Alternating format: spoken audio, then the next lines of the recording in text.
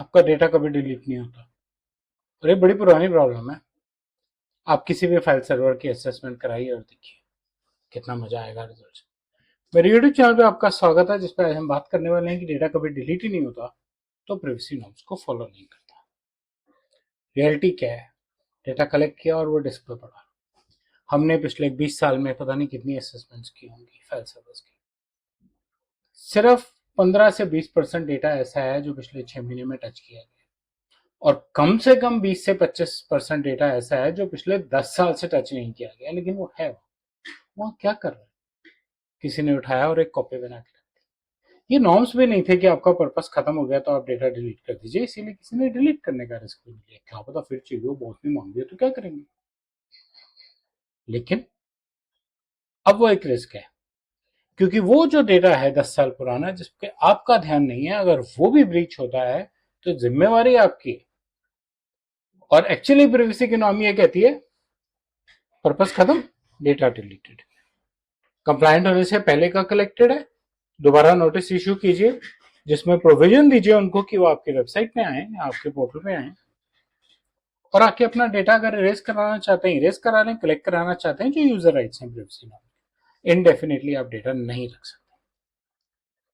Data कहाँ रहता है? फाइल सर्वर्स, लाइव सिस्टम्स पे, शेडो आईटीज पे, बैकअप्स में रहता है। बैकअप से मुझे बहुत प्यार है, बैकअप्स में रहता है, लेकिन आपको बैकअप्स में तो रखना पड़ेगा क्योंकि आपको कोई भी और नॉर्म डीपीडीपी के अलावा फॉलो करनी है जिसकी रिस्ट्रिक्शन है या जिसकी रिक्वायरमेंट है। डेटा 5 साल के लिए, 10 साल के लिए रखना है तो आपको रखना पड़ेगा।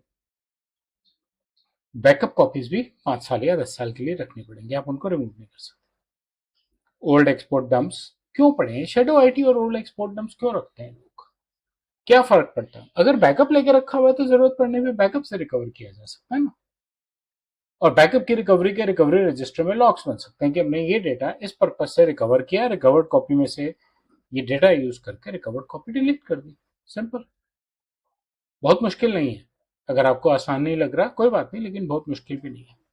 लेकिन हम डेटा संभाल लेते हैं कि यार कभी फिर चाहिए होगा, क्या पता कल को फिर जरूरत पड़े, क्या पता कल को फिर सिमिलर रिक्वायरमेंट आए, तो मैं फटाफट क्यों डिलीट करूं? स्टोरेज भी तो सस्ती है।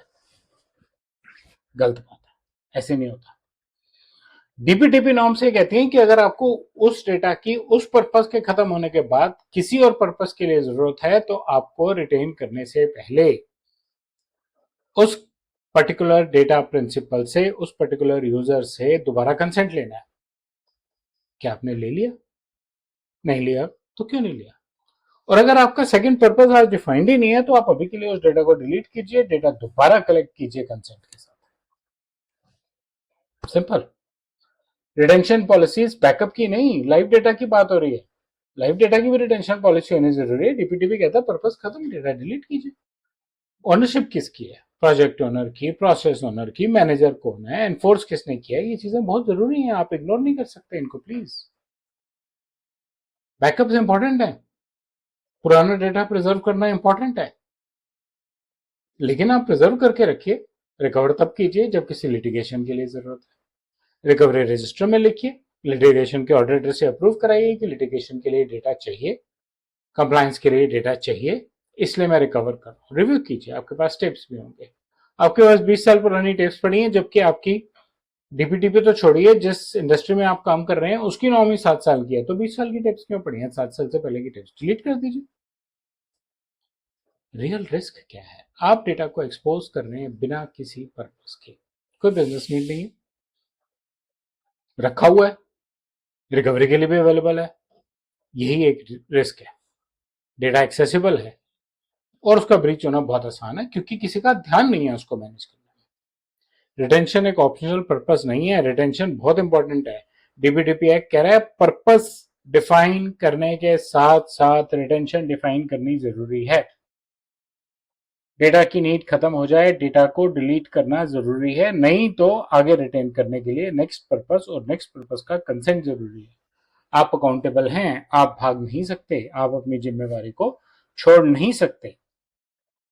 सिंपल सी चीजें हैं जो आप मिस नहीं कर सकते। रिटेंशन पॉलिसीज होना जरूरी है, डिलीशन ऑटोमेटेड होना जरूरी है।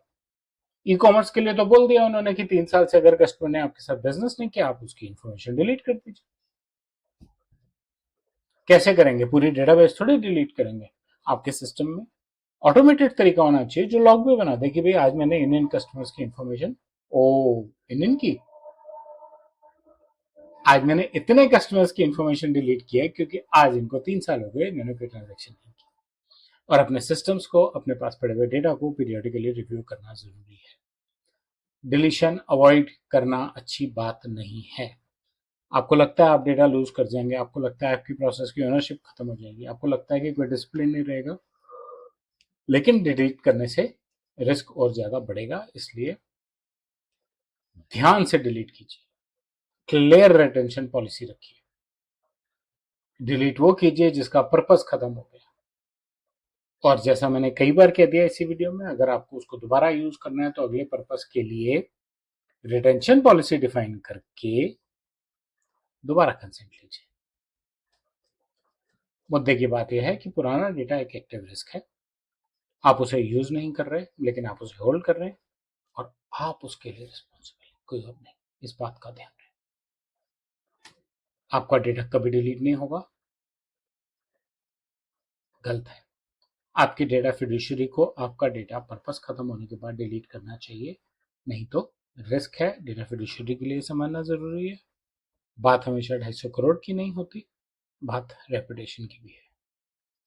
इस वीडियो में सिर्फ इतना ही। अगर आपको लगता है आपको और विस्तार में समझना है, आप मुझे कांटेक्ट कर सकते हैं, कमेंट सेक्शन को यूज कर सकते हैं, अपना फीडबैक भेज सकते हैं, मेरे चैनल से सब्सक्राइब कर सकते हैं। धन्यवाद।